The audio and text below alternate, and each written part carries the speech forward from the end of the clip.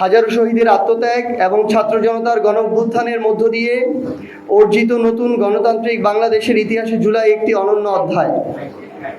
এই ঐতিহাসিক মাসকে যথাযথ মর্যাদায় স্মরণ এবং গণঅভ্যুত্থানের আকাঙ্ক্ষা নতুন প্রজন্ম ও দেশের সর্বস্তরের মানুষের কাছে পৌঁছে দিতে দেশ গড়তে জুলাই জাগরণ শীর্ষক মাসব্যাপী কর্মসূচি ঘোষণা করেছে জাতীয় নাগরিক পার্টি এনসিপি।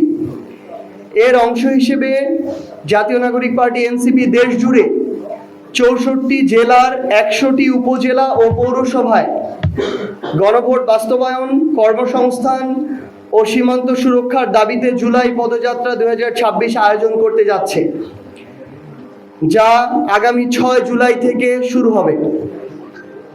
উত্তরাঞ্চলে এনসিপির মুখ্য সংগঠক সার্জিস আলম ও মুখ্য সমন্বয়ক নাসির উদ্দিন পাটোয়ারির নেতৃত্বে এবং দক্ষিণাঞ্চলে এনসিপির মুখ্য সংগঠক হাসনাত আবদুল্লাহ এমপি ও মুখপাত্র আসিফ মাহমুদ সজীব ভূঁইয়ার নেতৃত্বে এই পদযাত্রা অনুষ্ঠিত হবে।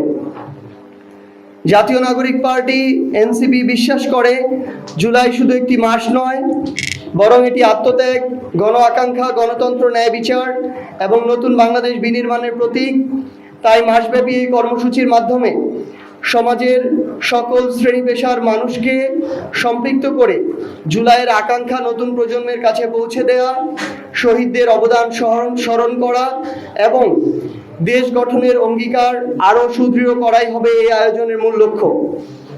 দেশ গড়তে জুলাই জাগরণ কর্মসূচির অংশ হিসেবে জুলাই পদযাত্রা ২০২৬-এ দেশের সর্বস্তরের নাগরিক, তরুণ সমাজ, সাংস্কৃতিক কর্মী, পেশাজীবী, শিক্ষার্থী সহ সকলকে স্বতঃস্ফূর্তভাবে অংশগ্রহণের জন্য আহ্বান জানাচ্ছে জাতীয় নাগরিক পার্টি এনসিপি।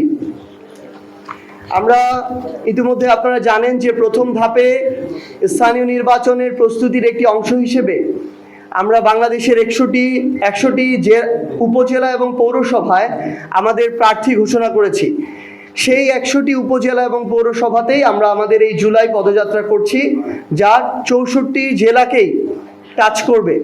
এবং এই পদযাত্রার মধ্য দিয়ে একই সাথে যেমন আমরা আমাদের এই জুলাইয়ের বার্তাগুলো নিয়ে মানুষের দ্বারে আরও প্রত্যন্তভাবে জেলা থেকে উপজেলায় ছড়িয়ে যেতে পারবো, একই সাথে আরও প্রত্যন্ত অঞ্চল থেকে মানুষের কথাগুলো আমরা শুনে সেগুলোর প্রতিধ্বনি তৈরি করতে পারবো আমাদের জাতীয় নাগরিক পার্টি এনসিপির মধ্য দিয়ে।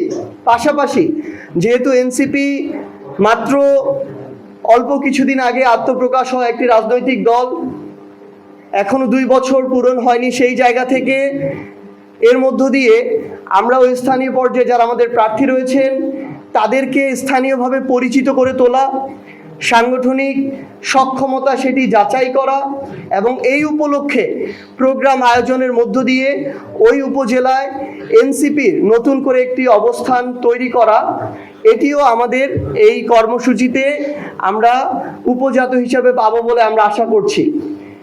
তো সেই জায়গা থেকে আপনাদেরকে আমরা এনসিপির পক্ষ থেকে আহ্বান জানাই যে গতবার আমাদের ইলেকট্রনিক এবং প্রিন্ট মিডিয়ার সম্মানিত সাংবাদিক ভাই বোনেরা আপনারা পুরো দেশ জুড়ে আমাদের সাথে ছিলেন, অনেক কষ্ট করেছেন।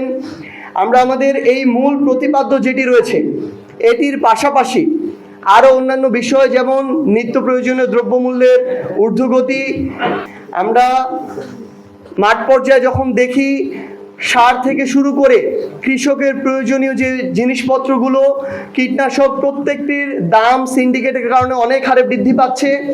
আমরা দেখতে পাচ্ছি সরকারের পক্ষ থেকে রাষ্ট্রীয়ভাবে যে সুযোগ সুবিধাগুলো দেওয়া হচ্ছে সেটা শুধুমাত্র একটি দল, ক্ষমতাসীন দল বিএনপি নেতাকর্মীদেরকে দেওয়া হচ্ছে। বিএনপি 50% ভোট পেয়ে এবার নির্বাচিত হয়েছে, তাহলে বাকি যে 50% মানুষ যাদের মধ্যে অনেকে আছে অত্যন্ত নিডি, যারা অত্যন্ত একটা কঠিন সময় পার করছে, সেই মানুষগুলো এই সুযোগ সুবিধাগুলো পাচ্ছে না।